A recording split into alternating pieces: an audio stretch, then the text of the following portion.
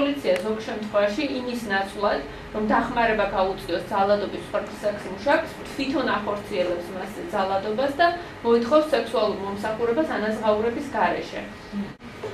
გამოვლინდა შემთხვევები, როდესაც პოლიციას და სექსმუშაკებს შორის იყო გარკვეული გარიგებები დადებული, მაგალითად პოლიცია ეუბნებოდა მათ, რომ თქვენ შეგიძლიათ ამ ტერიტორიაზე იდგეთ, ასე ვთქვათ, და განახორციელოთ თქვენი მუშაობა, ოღონდ ამით ჩვენ ხელს არ შეგიშლით, მაგრამ ამის სანაცვლოდ უნდა ითანამშრომლოთ ჩვენთან და რაში მდგომარეობდა თანამშრომლობა.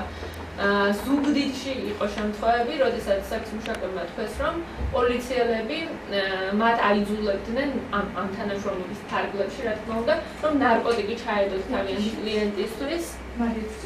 ყველაზე ხშირად სექსმუშაკები განიცდიან ძალადობას კლიენტების მხრიდან, შემდეგ მოდის პოლიცია, როგორც მოძალადე მეორე ადგილზე და ასევე განიცდიან ოჯახში ძალადობის ძალიან ინტენსიურ ფაქტებს, მას შემდეგ თუ კი ოჯახის წევრები გაიგებენ მათი საქმიანობის შესახებ.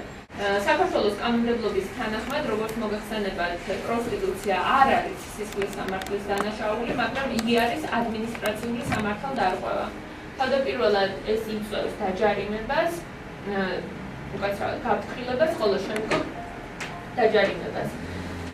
და ვნახეთ, რომ ყველაზე მეტი შემთხვევა სექსმუშაკებისთვის ადმინისტრაციული პასუხისმგებლობის დაკისრების იყო 2015 წელს 54 შემთხვევაში, 2014 წელს იყო 7 შემთხვევა, 2013 წელს 21, 2012 წელს 3, 2010 წელს 3, 2009 წელს არც ერთი შემთხვევა და 2008 წელს იყო 11 შემთხვევა. და უმეტესწილად თბილისში ხდება დაჯარიმების და გაფრთხილების ფაქტები და შემდგომ მოდის მეორე ადგილზეა იმერეთი, რაჭა-ლეჩხუმი და ქვემო სვანეთი.